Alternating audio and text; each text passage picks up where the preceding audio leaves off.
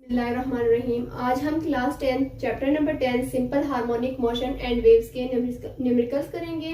Numerical number 3 है हमारे पास।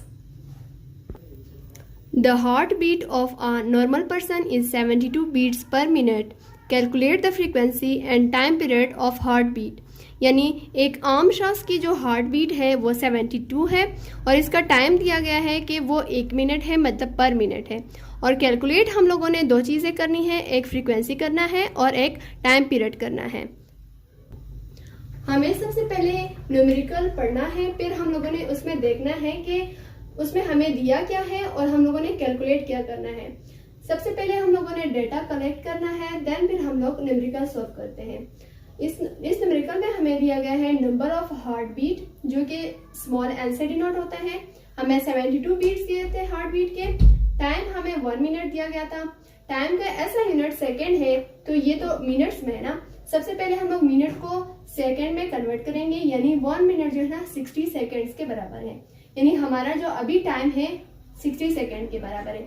क्योंकि टाइम का ऐसा यूनिट सेकेंड है, इसलिए हम लोगों ने मिनट को सेकेंड में चेंज कर दिया, कन्वर्ट कर दिया।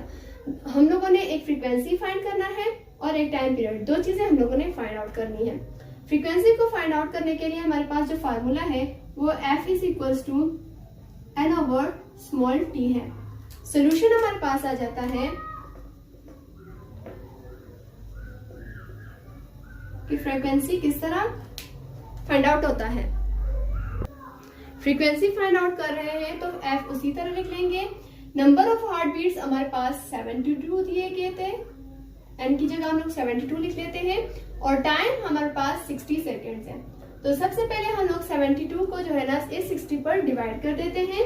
हमारे पास आंसर आ रहा है 72 divided by 60 is equals to 1.2। 1.2 हमारे पास आंसर आ रहा है। तो फ्रीक्वेंसी का जो ऐसा यूनिट है वो हर्ट्ज है, यानी हमारे पास जो फ्रीक्वेंसी है वो 1.2 हर्ट्ज है। दूसरी चीज हम लोगों ने जो फाइंड आउट करनी है वो है time period. Time period find out करने के लिए फिर एक दूसरा अलग फॉर्मूला है, जिसमें है हमारे पास F is equals to 1 over टी। ये टाइम पीरियड को फाइंड आउट करने के लिए फार्मूला है। सोल्यूशन हमारे पास आ जाता है। अब हम लोग यहाँ पे टाइम पीरियड फाइंड आउट कर रहे हैं ना, तो टाइम इस साइड पे आ जाएगा, T is equals to 1 over F हो जाएगा। इनकी जगह एक्सचेंज हो जाएगी, क्योंकि हम लोग टाइम पीरियड फाइंड आउट कर रहे हैं ना। तो जिस चीज को हम लोग फाइंड कर रहे होते हैं या कैलकुलेट कर रहे होते हैं, तो वो हम लोग इस साइड पे लिखते हैं। तो T is equals to 1 over F आ गया। T is equals to 1 over F की, हमारा F का जो आंसर था वो 1.2 था। तो हम लोग कैलकुलेटर के जरिए 1 डिवाइडेड बाय 2 करेंगे। 1 डिवाइडेड बाय 1.2, हमारे पास आंसर आ रहा है 0.8333। तो T इज इक्वल्स टू 0.83।